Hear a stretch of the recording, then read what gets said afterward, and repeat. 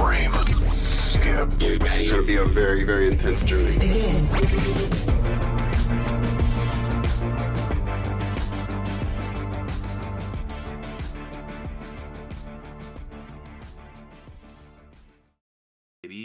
What's up, everybody, and welcome to episode 126 of the Frame Skip podcast. I am Andie Eller, co-hosting this week, along with my three pals in crime. And in what is the place that Final Fantasy XVI is set in? Because I can never remember the name. I was going to say Valisthea. Valisthea. I cannot remember that. You know who's from Valisthea? Seth's Lake House. How's it going, Seth? Dude, it's going super well. It is. It's going great. I spent $600 on an air conditioner yesterday. Ooh. And it's a purchase that I've been avoiding for some time, but I just couldn't take it anymore, you know? It was like 90 degrees and 100% humidity yesterday, and I just couldn't take it. That's Is it a wall unit? Like a window unit? Sorry. It's a window unit, yeah. That's double the price of a Final Fantasy XVI collector's edition. So yeah, I hope it was worth it. Well, I was just showing that collector's edition off that I got, and I was telling you guys it wasn't worth it. And Square Enix is getting real bold with those prices. Let me tell you what. I posted a tweet today, or yesterday, maybe the day before. Can't remember. All my time is relative. That said that Square Enix's new Play Arts Sky figures are as expensive as Sideshow collectibles and Hot Toys figures. Holy crap! And they're out of their minds. I know Hot Toys was always like, the crown jewel when it came to price. So I think I paid $250 for my Ahsoka Hot Toys, and the new Play Arts Kai figures that are coming out are like $210, $220. Jeez. And it's a massive step down in quality, and I'm not sure what sort of crack they're smoking at the Square Enix headquarters, but it must be some good stuff. Well, you know what? Speaking of some good stuff here, I'm also joined by George from Short Box Summary. George, what's up, man? I had a dream about Final Fantasy XVI last night. I am so freaking obsessed with this game. I am not a normal person anymore. I am a Final Fantasy head, which is funny. Are you a dominant, George? I've only beaten one. No, I am not. I can't pretend that. No. But I might be. I think I'm in love with a fictional character. I think this is the first time this ever happened. I don't know if I'm in love with Cid or if I just desperately wish to be Cid. But goddamn, is that dude just consuming so much of just like my extra brain horsepower?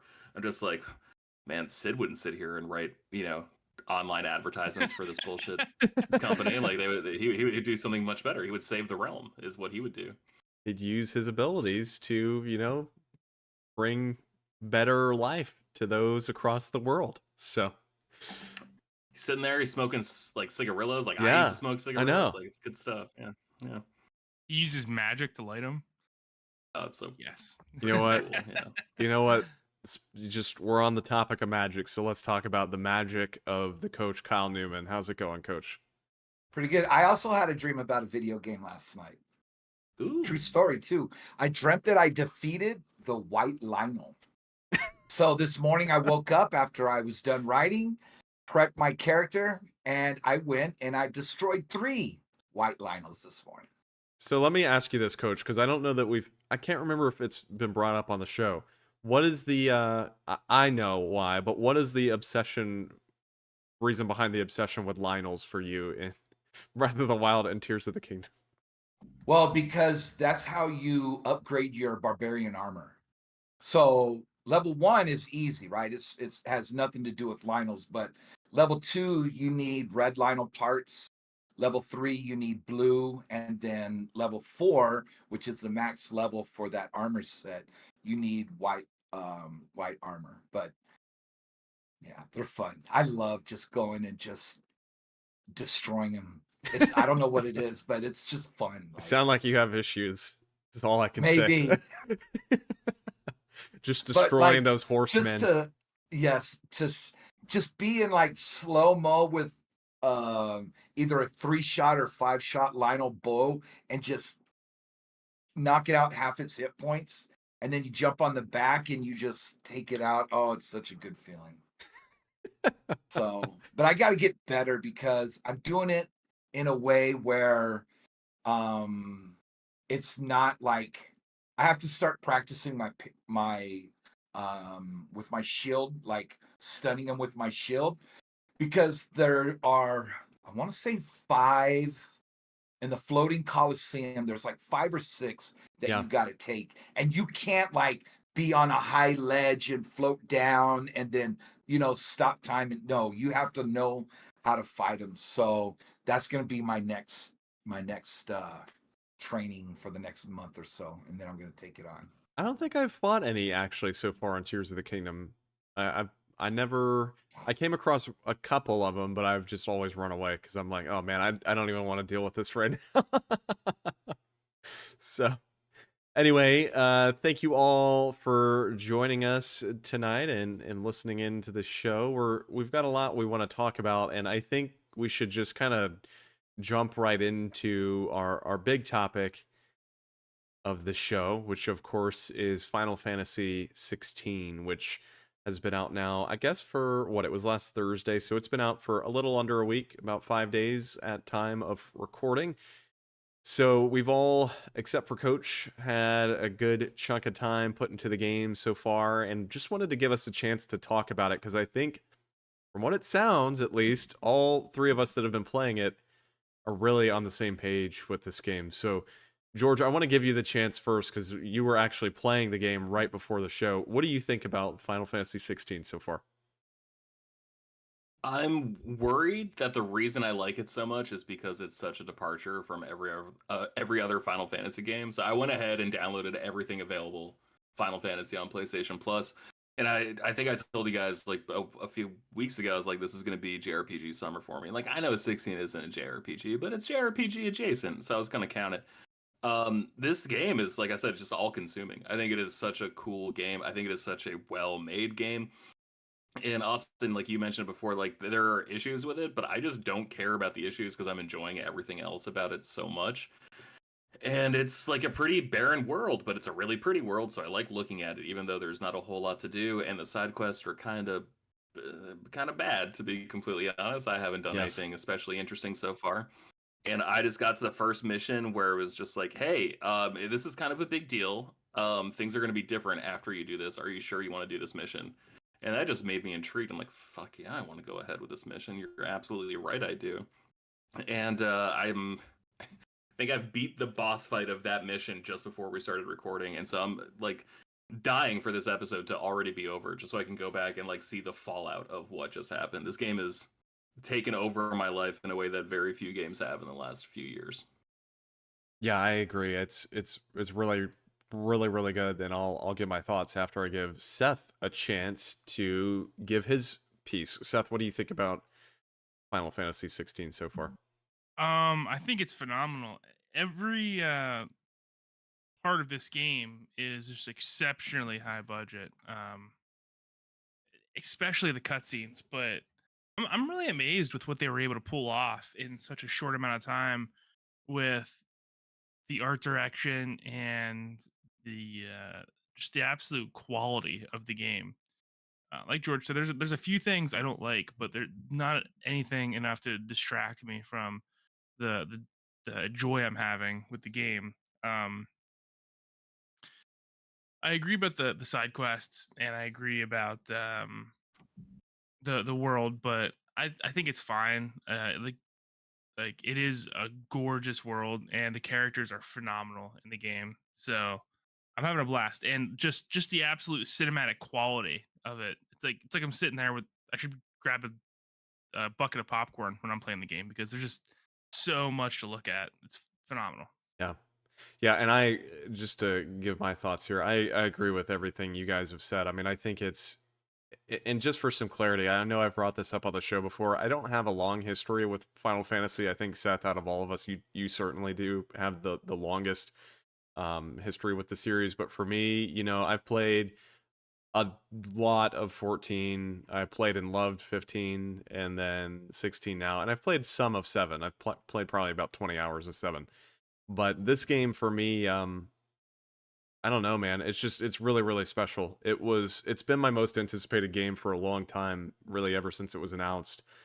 and for me, it's totally lived up to the hype. I mean, I 100% agree with you guys that there are issues in the game. I think the side quests are just extraordinarily forgettable, but I think at the same time, the while that is the case, I haven't felt like I've missed anything by not doing the side quests. Like I've done a few Right. of them and just kind of was like, well, that wasn't very good, so I'm just gonna mainline the game. And Mhm. so far, like I haven't been punished for not getting the experience from those side quests or anything of that sort. So, um, It's not like they're like especially punishing though either. I yeah, mean, I've done every side quest in the game so far. I've made it a point to like pick them up when I do them, yeah, and the combat is so good and they're so quick that they haven't bothered me at all doing them yeah. either. You know?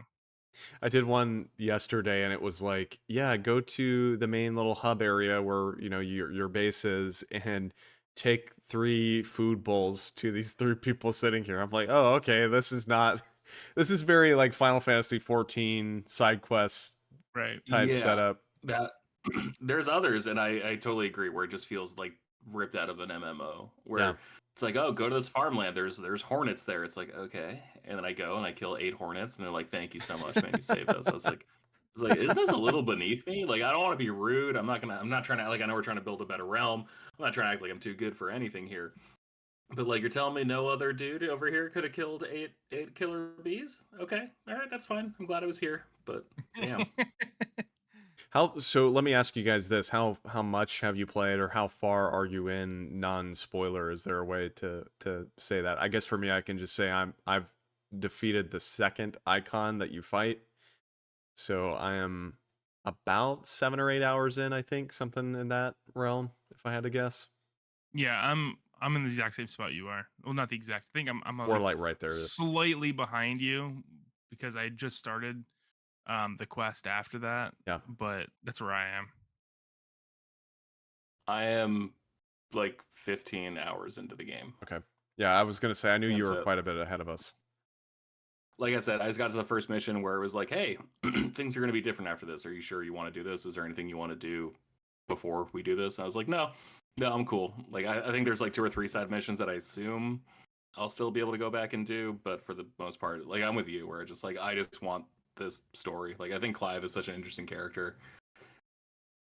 And Sid and Jill, like, I'm just loving everyone so far. Yeah, dude. The twist at the end of that demo completely threw what I thought this game was going to be about on its head, and I did not see like the themes coming whatsoever. And it's very refreshing to play a game that's as dark as this, and I'm having a blast. I'm really enjoying myself. Unfortunately, I'm having a weird thing right now in my life where I don't think I'm sleeping very well.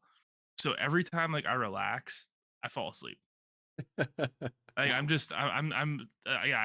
I can't play. Like I've fallen asleep playing Final Fantasy 16 maybe 4 times since it came out, and I just can't do something without falling asleep. Yeah.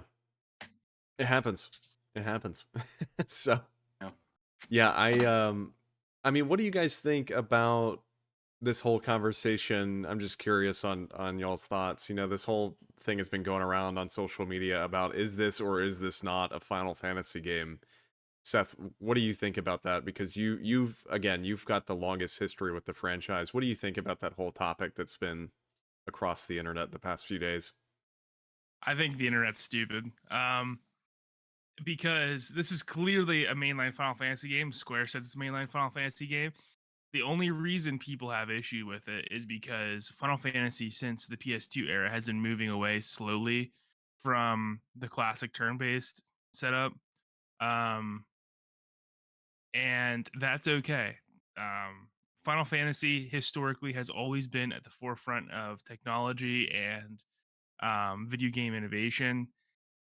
And this game is probably the prettiest game I've ever played, and yeah. its combat it feels phenomenal, and that is the only reason that we had turn-based combat back in the day was because it was a product of the times, and people need to accept that and let it go. And there is a Final Fantasy that is turn-based that Square Enix is currently making. You got Octopath Traveler, You got Bravely Default, and those games are phenomenal. Um, and the Dragon Quest series, although I think that's going action based as well. But people just need to let go of this whole like it's not a real Final Fantasy game because it's not turn based. Like, get over it. That's what I think. George, what do you think? I think what a video game what a video game does isn't as important as how a video game makes you feel. And like, granted, like you said, I don't have like the deepest relationship with Final Fantasy, but like I put a lot of time into Final Fantasy 3. I beat Final Fantasy 5, and I put probably 10 hours into 8. And it's just like, oh no, like this feels like those other games. Like just the way the world is constructed, the sense of danger, the sense of adventure, like everything except the combat feels like Final Fantasy to me. So like, how is that not a Final Fantasy game? And like I totally agree with Seth saying that like, oh, turn-based was like a product of the times, just because like they couldn't do what they probably wanted to do originally on the NES, and they just like stuck with it because they thought that's what it was. But like, I don't know, I don't think a game is its mechanics necessarily, even though like I think mechanics are probably the most important part of a game. But like, I don't know, like the vibes are there for Final Fantasy. Like I definitely feel like I've seen so many of these aspects before in other games. This is the discourse. Also, like they said the same thing about Final Fantasy 15. They said the same thing about Final Fantasy 13. Yes. Like anytime a Final Fantasy game comes out, there's always jackasses who come out and say like, this isn't real. This isn't the way I remember it. So it's got to be bad. It's got to be wrong. It's like, no, that's not how it works. Well, but Yeah. this is like your high fantasy Final Fantasy game that people have been asking for since like Final Fantasy 12, and there's always this discourse around Final Fantasy, like you said, George. This is exactly the same conversation that we got around the Final Fantasy 13 games, which people have started to come around on them a decade later and start claiming they're good games. I don't necessarily agree with that, but um, then this is the same conversation we had around 15. And 15, I don't understand how you can play 15 and think that after that the series is going to go back to a turn-based Right. game, because like I don't know. I guess there's a bit of an identity crisis in the Final Fantasy fandom because none of the games connect and they're all so drastically different ever since we got Final Fantasy X. All the games core gameplay loop has been massively different. Um so I guess that's going to kind of breed this discussion, because there's been such a long time between main releases that, because I don't really consider 15 a real mainline release, considering it was supposed to be part of the 13 series. In my mind, it kind of goes like 13, and then I don't count 14, 15, and then 16. But there's almost an entire generation between 13 and 16. Yeah. And for a lot of people, 13 was the first game in that series they played, and they became a Final Fantasy fan because of 13 and the 13 trilogy. And now you're playing 16, and it's like, wow, that is a completely different experience. And then, you could say the same thing for people that started with 15 or, 12. So just the nature of the Final Fantasy series and how drastically the games differ from each other and how they don't connect, I think it breeds this discussion a lot. But it's a maturity thing too. I mean, you got to remember that like you can literally be talking to an ape online, and they can give you any sort of opinion. Yeah. I think people forget that. Like, Yeah. And you be talking to like the dumbest person of all time online, and they could be giving you your opinion. You're like, oh yeah. frankly, I don't know if it's a bad thing that the games are different. I think that's actually kind of a good thing that the games are willing to change and be different in the ways that they are. And I mean, this game, even compared to 15, which is so action heavy, the combat in this game is much more precise. I mean, it still feels totally different than 15 did. So, and I just got to say this. I mean, the combat is so well done in 16. I mean, it just feels so exhilarating. There's something about it, something about playing the combat in this game that just, I don't know, like it gives you the tools and it lets you use them however you want. And it feels almost Platinum Games-esque in a way, and I know that they have done some work on this, but the difference for me is Platinum Games, a lot of their combat systems feel very light and floaty, almost button mashy. I don't quite feel that with this. It's almost like a mix between those kind of super fast, like nonstop combats and something more tactical like a Dark Souls type thing. And I really appreciate the way the combat plays in this game. So Yeah, I guess the person who made Devil May Cry is also made this game.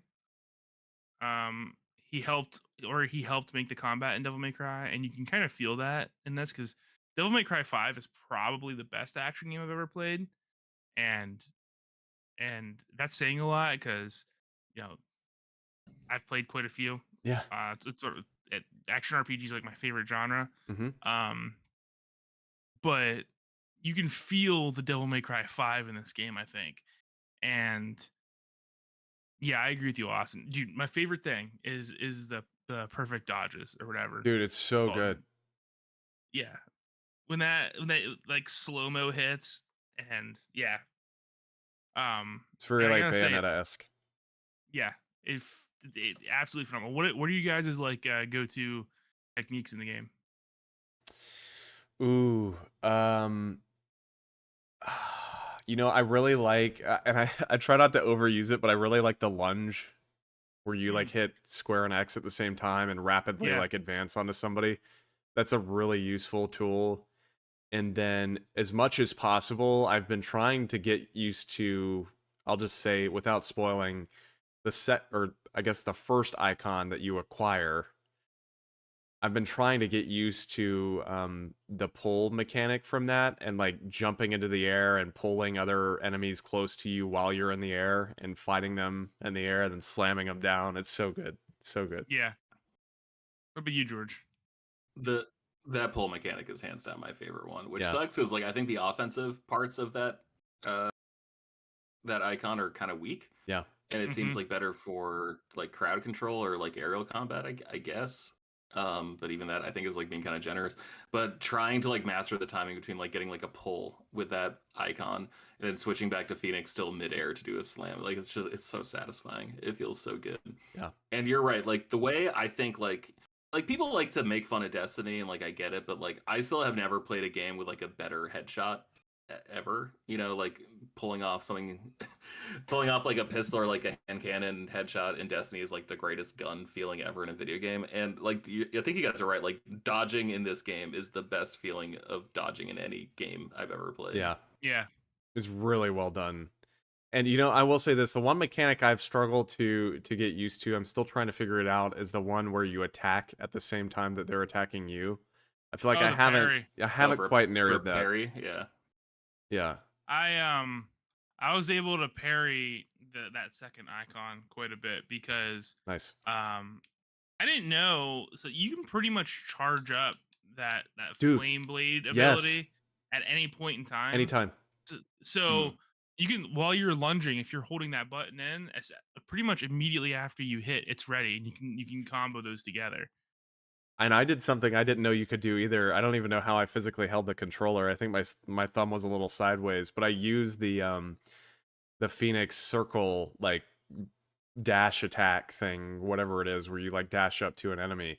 I held that and held square at the same time, and that also you can charge while you're dashing, which is amazing. It's kind of a weird, like, you've got to hold your finger a certain way to do it, but yeah, there's a lot of really cool stuff with the combat in the game. And in my last bit, because I don't want to leave Coach hanging for too long, I want to give Coach a chance to talk about what he's got going on. But the last thing I'll say here, and then if you guys want to add any additional comments too, that's fine, is you can really feel the Final Fantasy XIV running through this game's veins. There are so many good Final Fantasy XIV little like Easter eggs and references kind of hidden throughout. The first icon you fight, the soundtrack that plays in the background has tunes from that summons fight in 14, which is wonderful. And a lot of the icons I've noticed, their AoE attacks and like their overall attacks are literally just ripped straight from 14, which is awesome. Yeah. Yeah, especially the second icon or the second. Well, which one are we calling the first and second? Technically, you fight the first one in like the first hour of the game, Okay, not right? that one. I'm talking about the first like actual one up on the Yeah, castle, and then the yeah. second one, different That felt like situation. that felt like the 14 fight for Yeah. sure. Yeah, and there's in that second icon fight, there's a moment where the icon will like shoot forward, which is literally just a move from 14, which was so cool to see.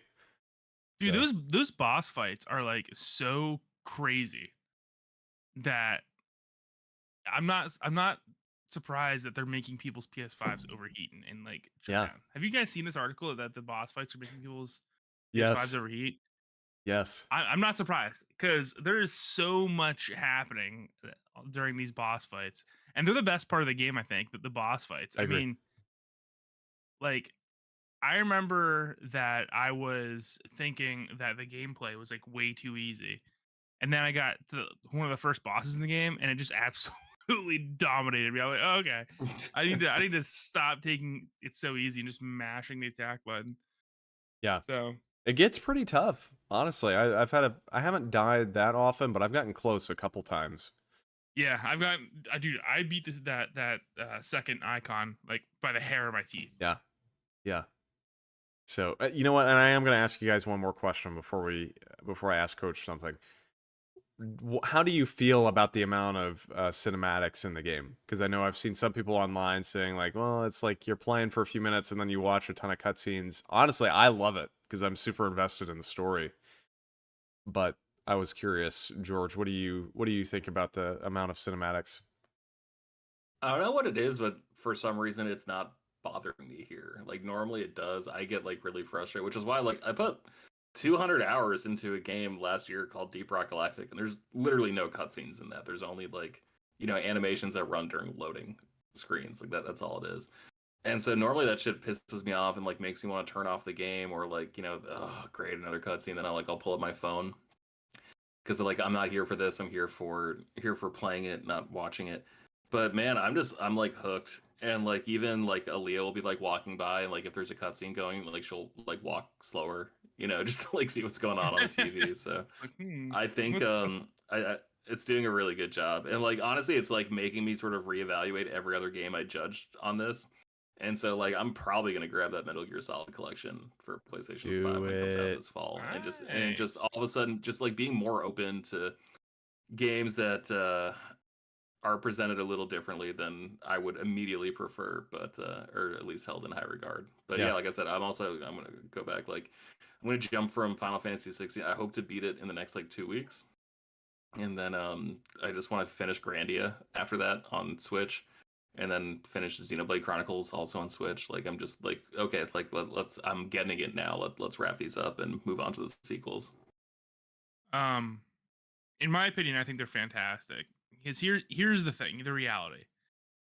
Final Fantasy games have always been like this. And if it wasn't for these cutscenes happening, we would be clicking X through 45 minutes of text boxes.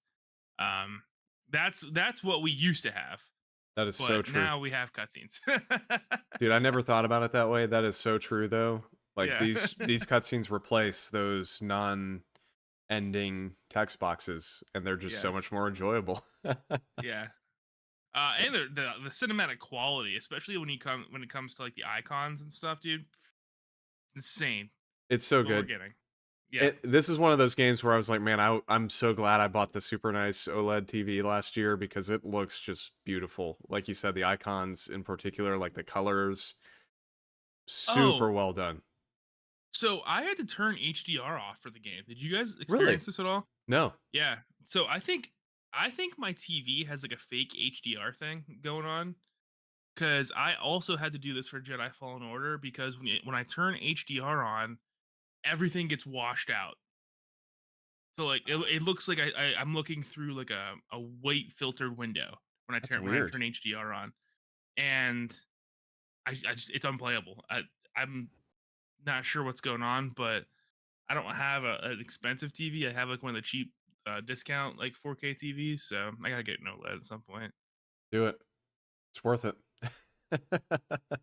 Because I've never thought HDR looked good though. So, but maybe it's just the TV I have. Yeah, I'll be honest, I Quality. didn't think so either until I bought this current TV, and then that like totally changed my opinion because I had one of those Roku Mhm. TVs before, and it had HDR, and I was like, oh, maybe this is fine. But then seeing it on our current TV, it is not what I thought I was experiencing over the past few years. So, Coach, are you at all interested in Final Fantasy 16? What do you plan on doing with this game? Is this a game you want to play at some point? At some point, yeah, definitely. I just need to play a little lower level games first so I could like wrap my head around the whole genre. So, and I thought that was going to be Star Ocean, right? The remaster. So, but then Pikmin came, and so I took a little break from Breath of the Wild, and I just couldn't put Pikmin down. So I'm probably about 2/3 of the way done, and I just wanted to see how it played with the motion controls, because I remember when Pikmin 3 came out for the Wii U, right? And there's 3 control versions. You could use the little Pro controller that they called Pro controller, right? But they're that little controller. Then you could use the gamepad, which had gyro, or you could use the motion controls. And I hate motion controls. So, but realistically, for that game, the motion controls were the best way to play it. So I wanted to see how it played with the Joy-Cons, and it played okay, right? So I had fun. I couldn't put it down. And but as far as motion controls, the only thing you could do is throw your Pikmin and then call them. That's the only thing you could do with the motion controls. But when you throw your Pikmin, you're kind of spamming A, right? Or X, whatever it is. Right. And so in order for that to be able to be motion control, you have to hold A down. So I don't know about that one. Interesting. But it looks good. It plays like just how I remember back in the early 2000s when I played the original on the GameCube. I'll be honest, I didn't read a whole lot about the ports, but I think I did read somewhere that they're actually ports of the GameCube versions of the game, which is interesting. Maybe that's why the motion controls are like that. Yeah, could be. So now you played the 3. You and Andy played 3 on the Switch. Right. How was that? How was using the Joy-Cons for that? No, it was good. I actually, if I'm recalling correctly, I think I used the Pro Controller, but the thing was the Pro Controller has gyro in it too. So you could, walk around like normal, just holding a normal controller and then aim using, by just rotating the Pro Controller as needed. So I thought that worked really well when I was playing it. And I do want to play the 1 and 2 ports at some point. We are going to get the physical copy when that comes out in September. So I'm kind of holding off until then. But it looks good. I got to, speaking of ports, I've got to go back and play the Metroid Prime remaster at some point. I bought that, played like an hour, and then that was really all I played. So what game do you think Nintendo should port from the GameCube library? Because you got F-Zero, you have Paper Mario Thousand Year Door. That one. Yeah. I would say Paper Mario. Which is rumored, right? I mean, there's like a rumor about it coming out. But also you remember what was that game that it's kind of like a horror game? Eternal Darkness. Yes, Eternal Darkness. Yeah. Yes. That game was like, it was a cult classic, like immediately. Yeah. I don't think a lot of copies were sold, but everybody always talked about how that was one of the best games during the GameCube era. I never played that game. Mm-hmm. I played it in college. It was a lot of fun. You guys had mentioned the Paper Mario thing. If they're remaking Mario RPG, it would only make sense that Paper Mario is the next logical step, right? Yeah. Because that was like the follow-up series to Mario RPG. Yeah. Yeah, it was that, and then eventually we got Mario and Luigi, but Alpha Dream was shut down, so we're not gonna get any more Alpha Dream Mario and Luigi games, which sucks because those games are really, really good. But yeah, Hopefully they have a sub studio that's working on the next I hope so. Mario and Luigi, because it sounds like I didn't play Origami King and I didn't get through Color Splash, Yeah. but that series has taken a serious turn, and I think for the worse. Like I just can't. Like I enjoy I playing heard Paper the Switch Mario one was 64. still pretty good. I didn't play it though. The Switch one is considered like a return to form. There's still like some annoying tidbits about that game, but like it feels way more like Paper Door than, or sorry, Thousand Year Door than previous games. Like I remember playing the 3DS one, whatever that game was called. And like that Sticker game, Star. yeah, that game fucking sucked, man. That game was so bad. Like you like would run out of cards, and like the cards did everything. So it's like, oh, I can't jump anymore because I don't have the jump card. Like, the fuck are we doing here? Like it's like it's a Mario game and I can't jump. Like, no, Yeah. it just completely didn't work. I played probably like 4 hours of that game. I was like, I wish I had just set $40 on fire because I at least would have been like a little warmer than just from playing this game. Like it was unbelievable decisions behind that. Yeah. Color Splash actually looked good, right, for the Wii U. But it was just like you get. I think I got about 6 hours in, and I'm just like, okay, it's the same thing. Like it seemed repetitive. It's so weird to me. Like I was in San Francisco for 5 years, which is like a long time, but I still think of it as like one period of my life as opposed to 5 years. And like when I first moved to San Francisco, like they were still selling 3DSs at Target. They were still selling Wii U games. Like I remember seeing Color Splash when it like came out. Like, and I was just like, oh, should I get it? Should I like get a game for my Wii U? That would probably be a good decision.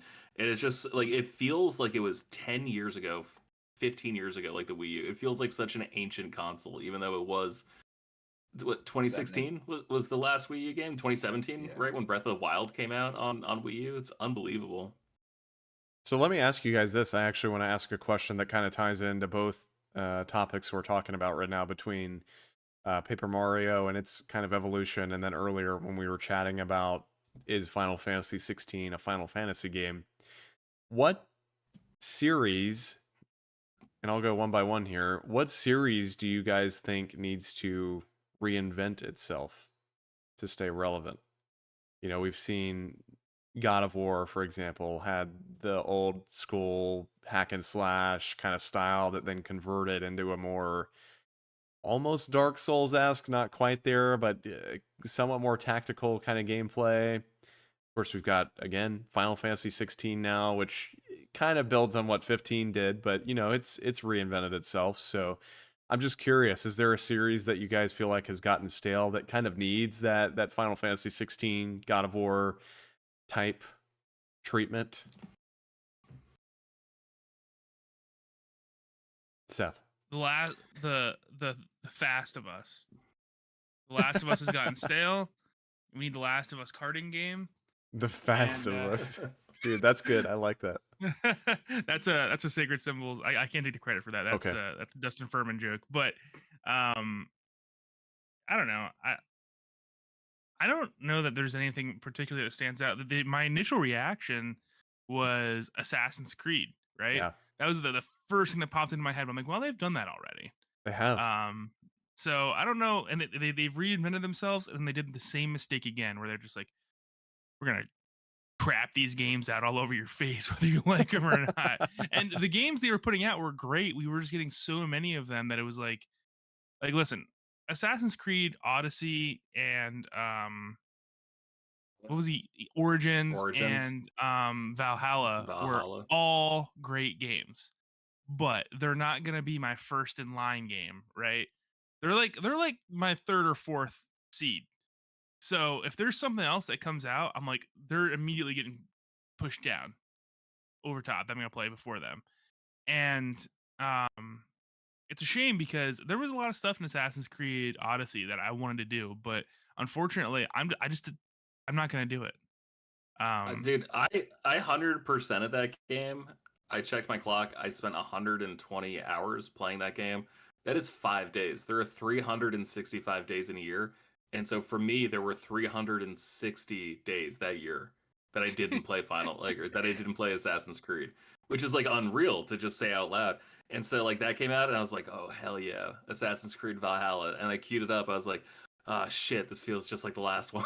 Yeah. So I played probably 10 hours of it before I was like, okay, I can't do this right now. Like I'll come back to it, which is what I do with all Assassin's Creed and Far Cry games.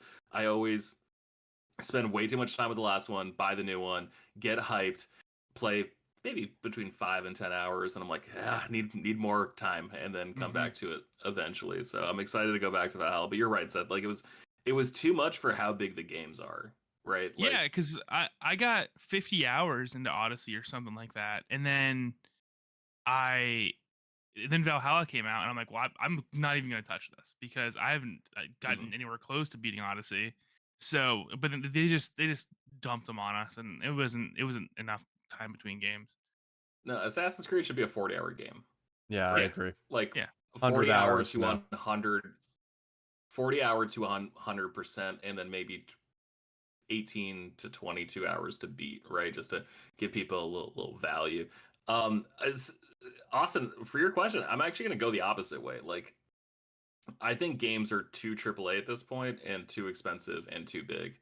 And so I want, like, not quite like D-makes, but like, I know The Puppeteer is like a favorite game on this show that we're all like, fuck, that game was really cool. Like, I want more shots in the dark like that to come out. And so, like, I almost want someone to take the budget of a big AAA game and just spread it out over probably like, what, 4 to 6 games, maybe? Yeah, right? absolutely. Of just like solid quality, smaller experiences. But like, I'd rather go wide than go tall with one game. We messed up by getting rid of the AA space. I'm playing 40K Space Marine right now, and I'm having an absolute blast. Wait, like the PlayStation 3 era one? Yeah, because that game fucking rules. Yeah, that game's great. yeah, and it's not like overly big. It's not overly complicated. It's just a classic third-person shooter, and it's fun. And there's nothing that's gonna blow you away, right? But like, it's fun, and I felt that same way about like Darksiders. Yeah, dude, I And forgot about these Darksiders. silly like AA games that filled the void. But like, if you were interested in the theme and like that kind of stuff, you could have a lot of fun with them. And I think, yeah, we need to bring those games back, because I can kind of see how Final Fantasy XVI was able to get it out so fast, because like there's certain weird things in it that like make me believe that like the game came out at the speed that it did, right? Like the quick travel system constantly Yeah, that fires.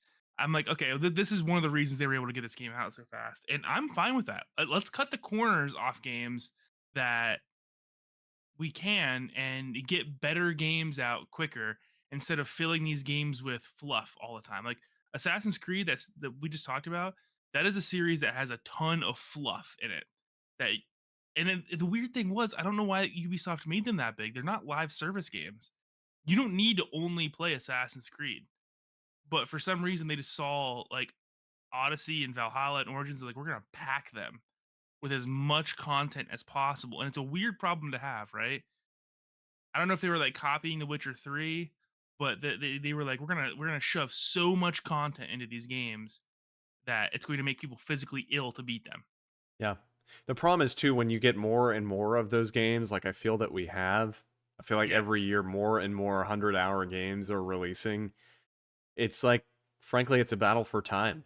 Like, that's why I haven't played any of those, or really had the time to dive deep into stuff like Xenoblade Chronicles 3 and even Cyberpunk to an extent. Like, just all these massive games that are releasing.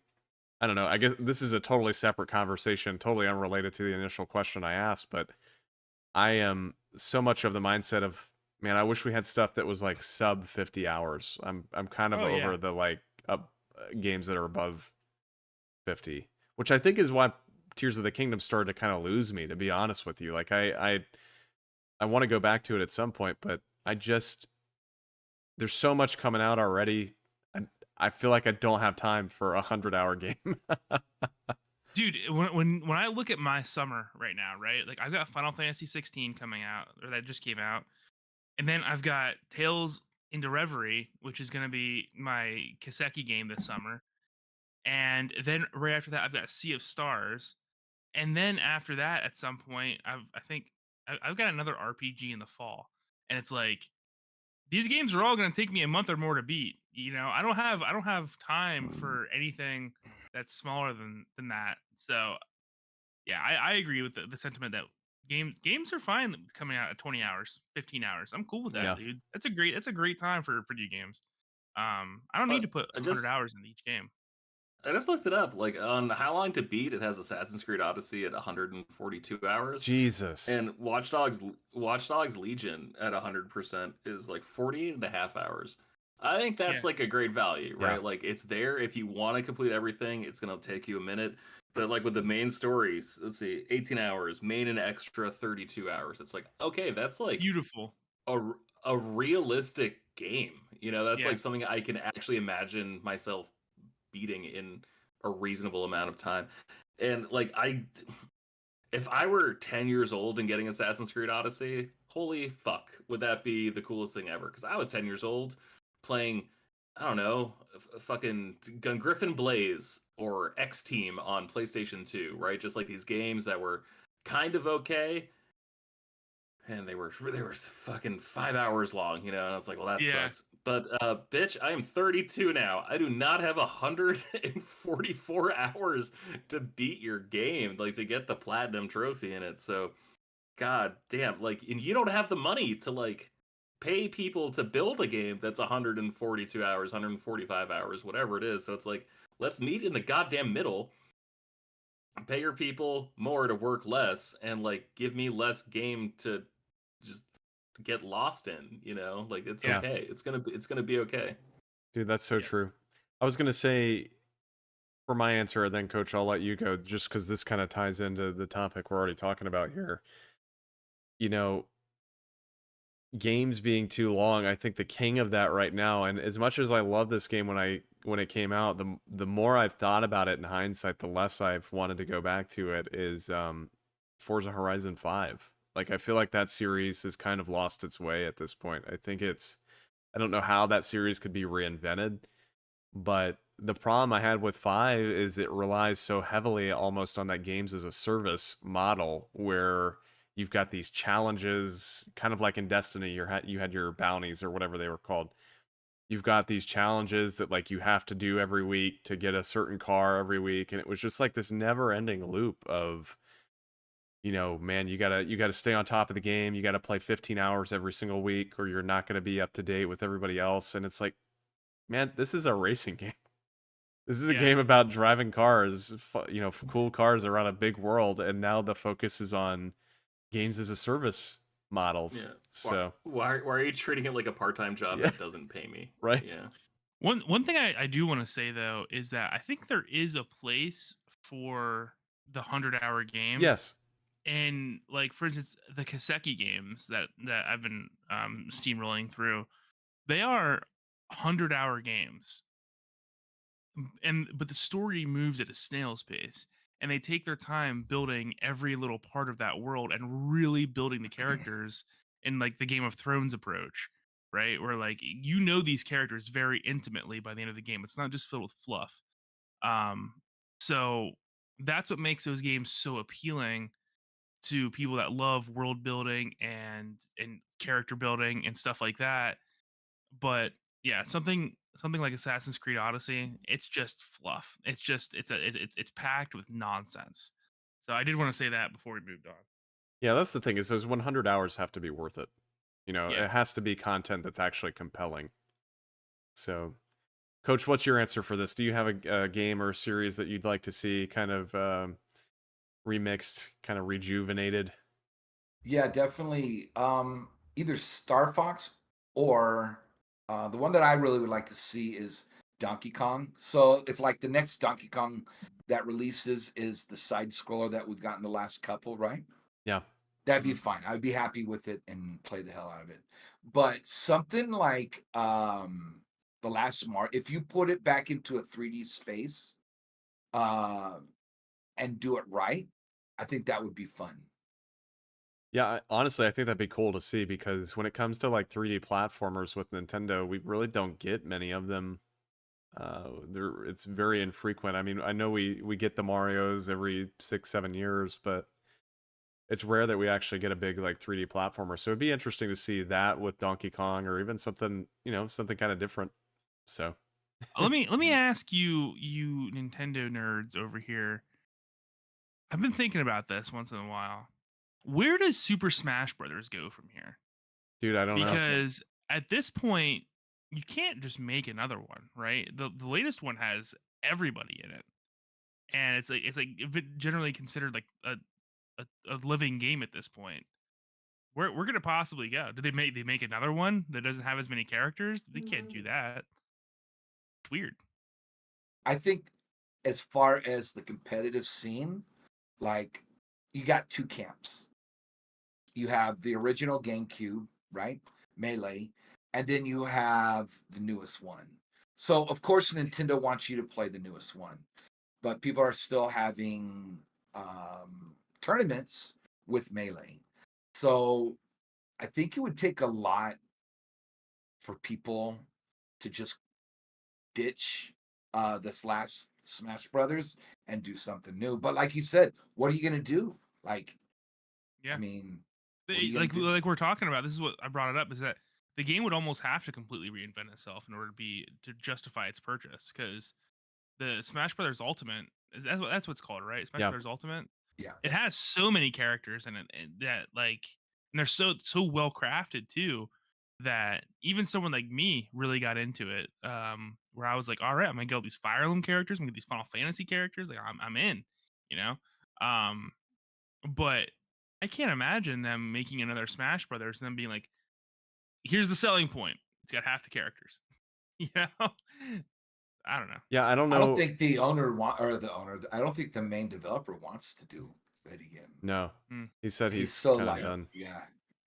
Masahiro Sakurai, yeah. I wonder Yeah. if they're gonna just do like there's no reason we shouldn't have gotten a new Mario Kart game, right? Because like Mario Kart 8 Deluxe was a port of the Wii U version, and so it's just like, all right, let's see what you can do when you really cut loose on Switch. And they basically just released a new one just as DLC. So like, I wonder if it's just going to be character packs like coming forward, right? Where it's like you Yeah. basically get like the Switch 2, whatever it is, like you get Smash Brothers Ultimate, and it's just every character that ever released as the base game, right? Like that becomes like the new standard, and then they just add more characters to it, and it's I don't know, like does it get lame from there, right? Because like they've added so many Nintendo characters, it's like, all right, fuck, is this like is this when it becomes multiverses? Like, are we Yeah. gonna have SpongeBob in Smash Brothers, right? Because it's like, where else do you go? It's like, are they gonna add the Ninja Turtles to Smash Brothers? Like, I think it's a borderline dangerous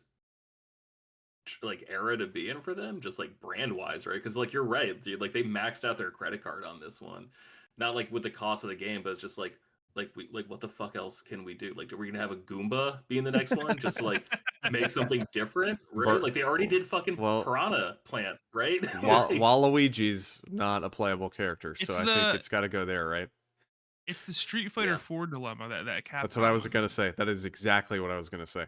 Because Ultimate Street Fighter 4 had it had almost every character you could possibly want out of the Street Fighter franchise. But then Street Fighter 5 came out and it was like, no one wants this. No one wants this this turn. enjoy your 12 characters. Yeah.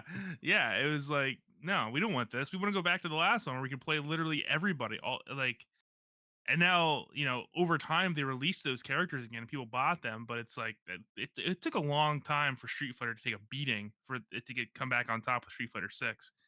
Yeah, but that's cool. It's cool. They just did Street Fighter 6 though, so Street Fighter 5 is fucked. Like, right? Yeah. So it's like, Yeah. so it's just the same problem every time. And like, I almost wonder like if these are the games that should be live service games. Yeah. Right. Like, and it. I know they talked about it on Beyond 10 years ago when I was like listening to that podcast, but it's like, Beyond. man, there's no reason for me to buy a fucking Madden every year. Like there just isn't. Oh yeah. And so like, I gotta be honest, I'm not gonna spend $60 on Madden every year, but I probably would spend $20, like $60 on the base game, $70 on the base game, whatever they want to charge, and then like, oh fuck, like new class of rookies came in, like yeah, let me Dude, update my rosters, $20. Like they but get that from so me every year, every single year. this is the conversation I was just having with Pedro the other day, though. Sports fans are like a giant cow that these companies just milk. I mean, they produce so much milk, dude. Think about the NFL packages that people buy every single year, or like any of the sports stuff. I can tell you, like just from working in video games retail when I was younger, there is nothing that sells like Madden or even like the hockey games and like the soccer games, dude. Yeah, People FIFA, go yeah. people go nuts over these games every year because they want to play and compete with their friends and stuff. My sister and her husband now, but when they were dating, she almost broke up with him because she found out how much money he was spending on the FIFA like card pack thing. The ultimate teams, yeah. Yeah, dude, like he was spending like insane amounts of money, but you know what? He's Irish, and that's what they love. They love soccer. Apparently, there's like roaming Irish gangs in the UK and stuff like that. That like these the what hooligans, I think they're called hooligan gangs. They just like beat the crap out of each other after like soccer matches or football. These fancy nerds, but um every year these fans pay like absurd amounts of money. And Pedro was just complaining because he bought like a YouTube TV package or something, and there was like blackout dates. I don't. I'm not. Hey, listen, I'm not a sports nerd, Oh no, dude! Like but I was working on this for my job recently, and it's just like seeing the prices of NFL Sunday Ticket. NFL Sunday Ticket is like the biggest fucking ripoff in the history of sports. It's like almost impressive, and like I can't believe I like subscribe to it every year. But there's no other choice. So like, what are you supposed to do? My girlfriend's a Cowboys fan. Like they don't show Cowboys games every week here. Like usually we're lucky because like the Cowboys get like the afternoon slot game, right? Because that's like their central time, whatever. And so like she just wants to watch Cowboys, and like I want her to watch her team. Like I get to watch my team. It's not fair that she doesn't, but it's like how, like at this point in time, NFL Sunday Ticket's been around for 15, 20 years. You can't just subscribe to a team and get every single game. You can right, only get Sunday Ticket, which doesn't show you every single game. It only shows you every single game that's out of your market. So if your team is playing on a local channel, but you don't have cable, you can't watch your local team because it's technically available through cable in your area. So it's just like what the fuck? Like NBA was $32 a month for me to watch every single Celtics game. There's right. like 15 Celtics games a month. It's like, okay, so that's like $2 a game. That is so worth it for me. MLB, you can just subscribe for your team. Yeah. And there's 10,000 baseball games a month. So it comes out to like, I don't know, like they actually give you 8 cents every time you watch one of the teams play. But like with the NFL, oh my God, it's just preposterous. It's incredible this business they've built. And like they do it with video games too. It's unbelievable how they get away with it. That's exactly how I was gonna loop that around. Is that like, yeah, you could spend $20 every year, but they know you're gonna spend 70. So why on earth would they make it a live service game? You know? Well, that's the thing. It does, I don't. I buy Madden once every 5-6 years, usually whenever a Patriots on the cover. And I was lucky for most of my life because like the Patriots were pretty good. So I bought Madden a couple times because we had Gronk and we had Tom Brady. Patriots aren't going to be good for like another 10 years probably. I think the defense is actually super underrated this year, but we don't have to get into it. But that said, like I'm just not going to buy Madden if there's not like a Patriot on the cover or like some wide receiver or running back. Like they're never going to put a running back on the cover. That's beside the point. But like unless there's some player that I just fucking love, like Joe Burrow, or Jamar Chase, like unless they just put some like random dude, I'm just like, yeah, this guy fucking rips. Like I love this guy. I'm just not going to buy Madden. I just don't care for it. And I check in every 5 years just to see if it's any better, and it's usually not, and that's fine.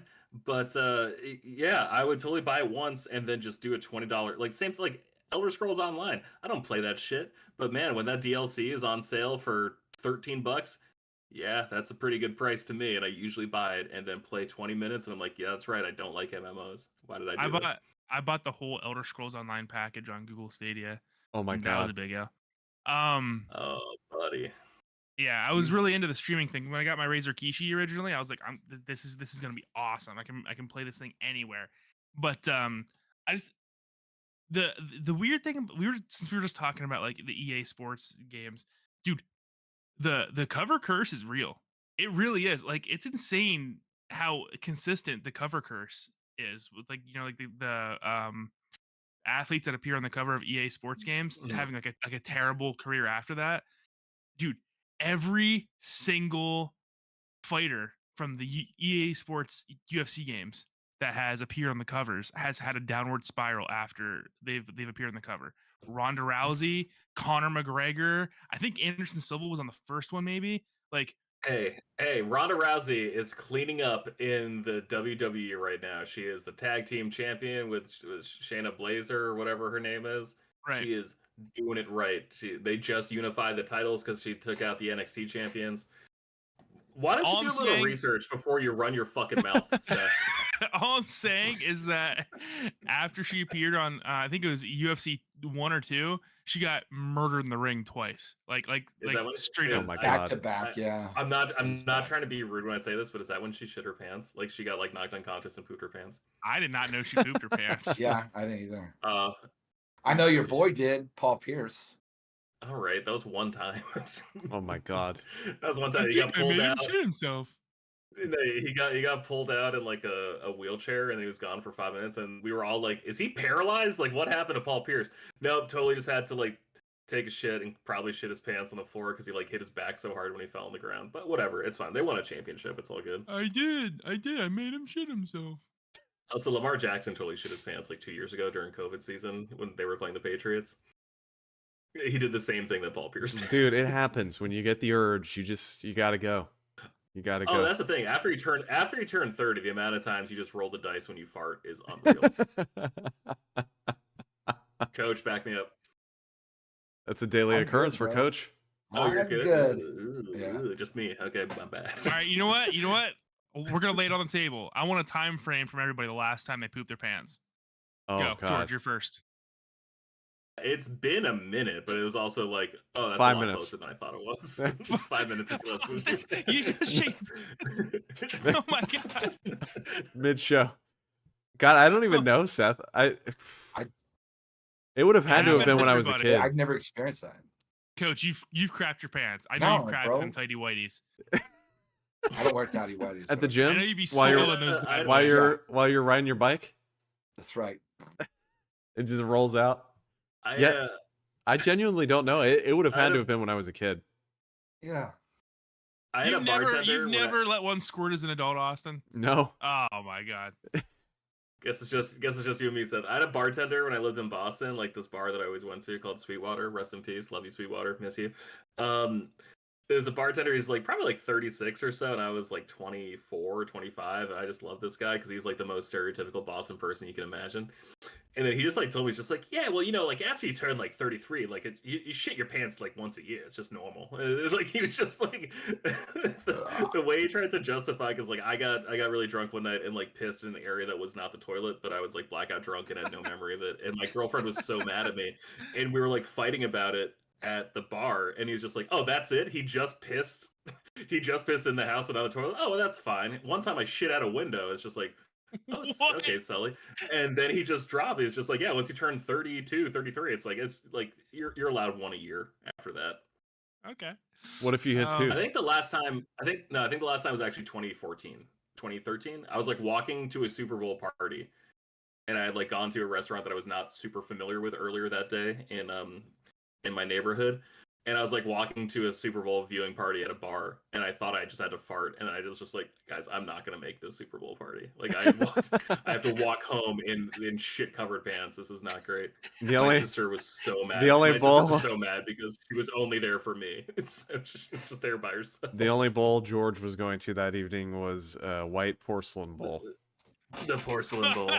I mean, it was a fucking terrible Super Bowl. It was the one where like the Seahawks beat the Broncos like 45-7. Oh yeah. So actually, like, I'm really glad I didn't spend however much money on beer just to watch that. Like it turned out okay. The last time for me was like when I was like 20 years old, and I got this horrifying flu, and I was like, I went to throw up, and I threw up so hard that I flexed my body and just crapped my pants at the same time. Oh, that's norovirus. What? I had that in college. It's called California norovirus, and it's like a 48-hour bug you get, and it's like because of like food poisoning. I've had that. Where like I mean, yeah, I don't know. It was the worst thing. I crapped my bed. I crapped my pants several times in that period of time, and it was just the worst the worst experience. was it like poop or was it like water? Like you were actually just shitting water? I don't know. I was like shitting water. Yeah, I was like Okay, done. yeah, that's norovirus. Yeah. Hershey squirts. No, I Hershey, almost just got squirt. close one time. I almost No got Hershey, close. I was just at a squirts. mall. Oh come on, I You were was at at the a mall? mall. Were you No, getting like yeah, a so you getting a little bro, I soft was pretzel? doing a beeline. Yeah. Yeah, you So got I was doing a Sava- beeline, I Savaros got hit you a there. little hard. and it was loud, dude. It just like It was loud. It roared, right? Like a fucking lino. Oh And the my old man god. next to me, there was an old man next to me, started laughing. He's like, "You almost didn't make it." Bro, How long ago was this? I was like Yesterday. maybe 20. Yesterday. So it was Okay. about 30 years ago. Okay. Wow, this was not Dude, a topic. you just dated yourself on the podcast. Everyone thought you were 30. Yeah. No one thought I was 30. So. Well, You no look one a day watching, over but 31. people listening. Yeah, people listening thought you were 30. This was a topic I was not expecting to talk about on this episode, so Poopy very pants. very This good. is the new frame skip. This never would have happened under the old regime. That's true. I'm glad we got some new blood in here so we could talk about the last time we pooped our pants. Live on the internet for the world to see. Yeah. For the world to see. Hey, Listen, you know what? I am a proud poopy pants man. Like everyone does it once. Coach, your time is limited, buddy. It's coming for you. All right, the poop pants monster's coming. Just be prepared. Yeah, I'm not gonna apologize for being honest. You know, like what do you have to be sorry about? I'll that definitely for? let you guys know when it happens. How about Maybe it's that? because you no. Can it's you because call ride us your as bike it's so happening? much, and it's like a It's like a dam, like a plug.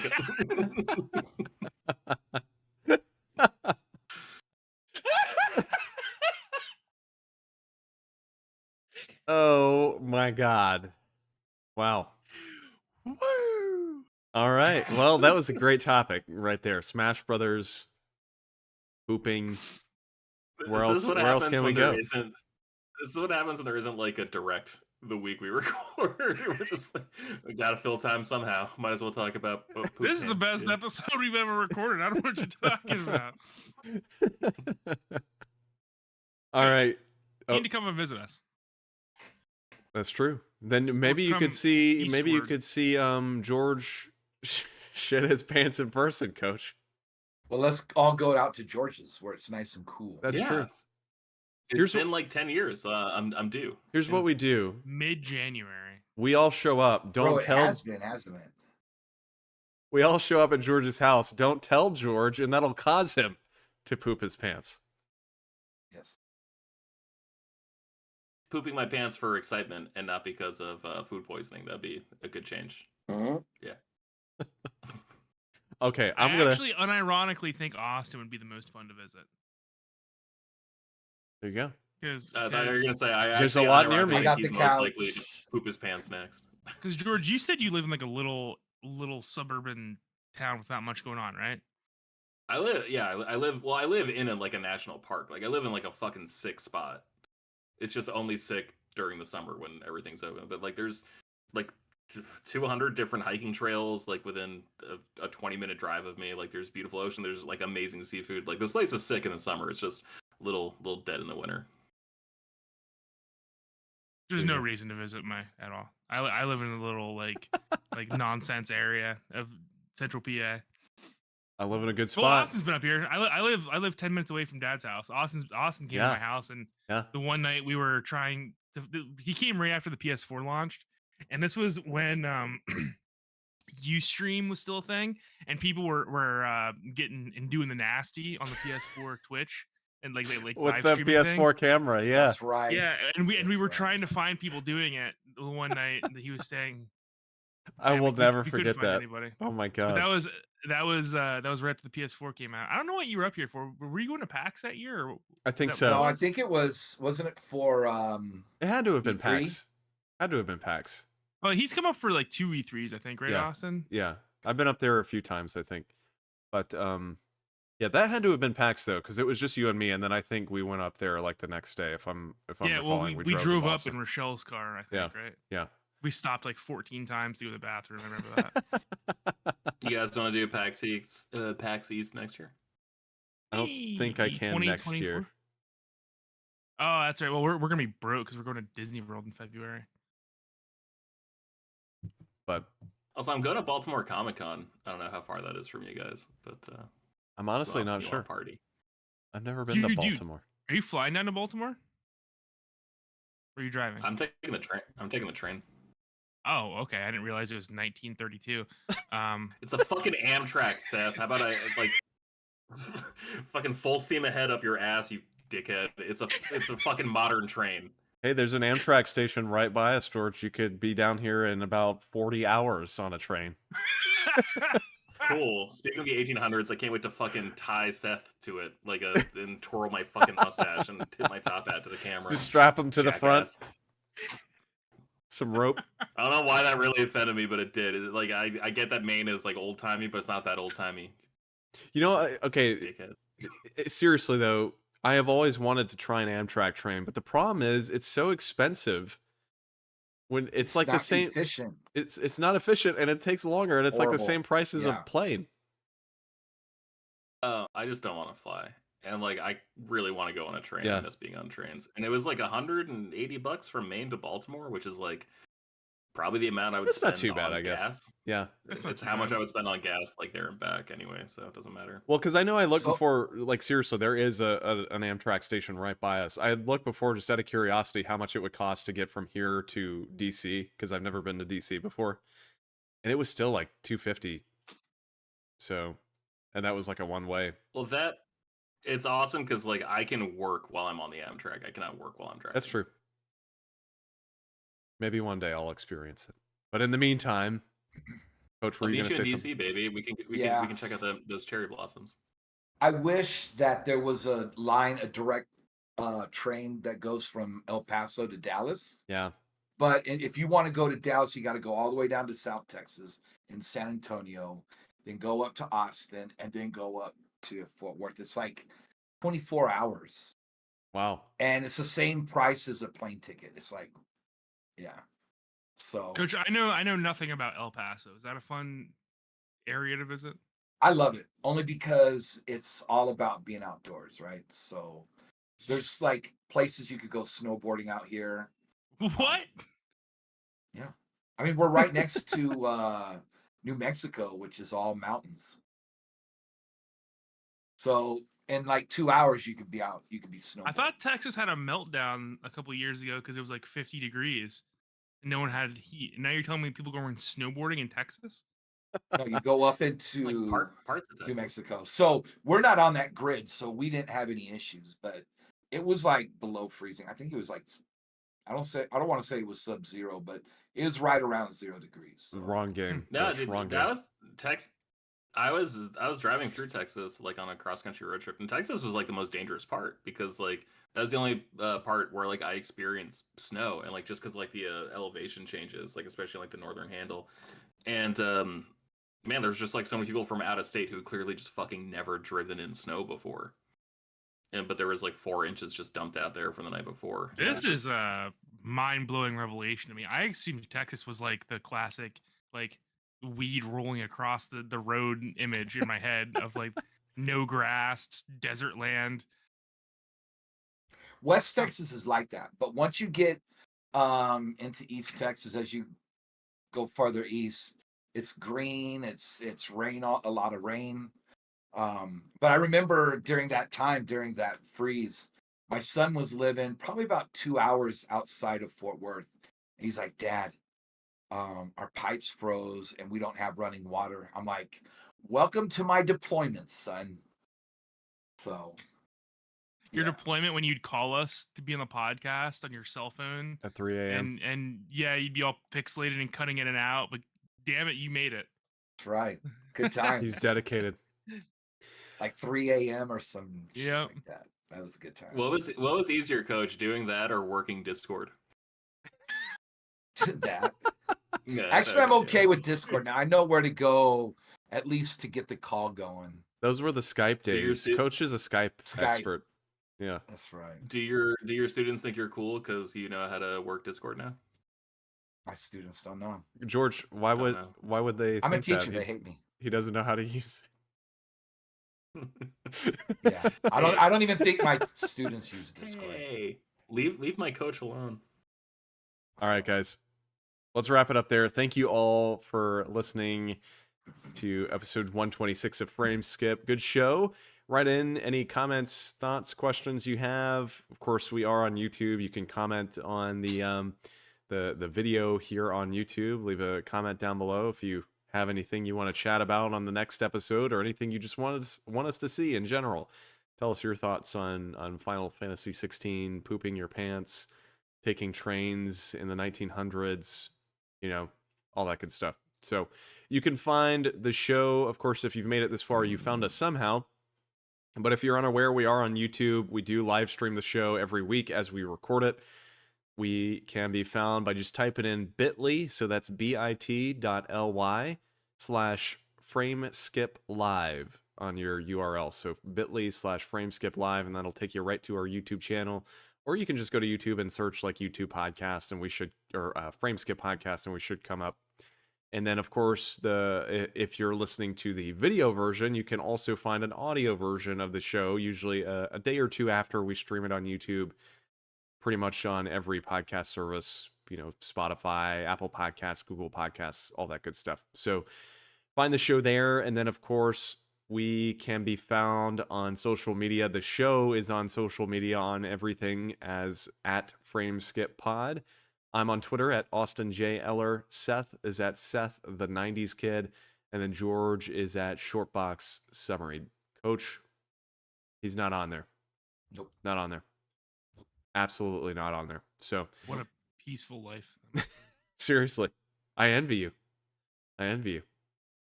It's a nice feeling. I don't know if we're talking about Twitter or pooping our pants. Which one? That's the question. It can be both. Yeah. So, anyway, thank you all for listening. We'll catch you guys next week. Our next episode, we're going to be streaming on, I guess it'll be July 5th at 8 p.m. Really? Eastern Time. So there you are. All right, everybody. Thanks for listening. We'll catch you next week.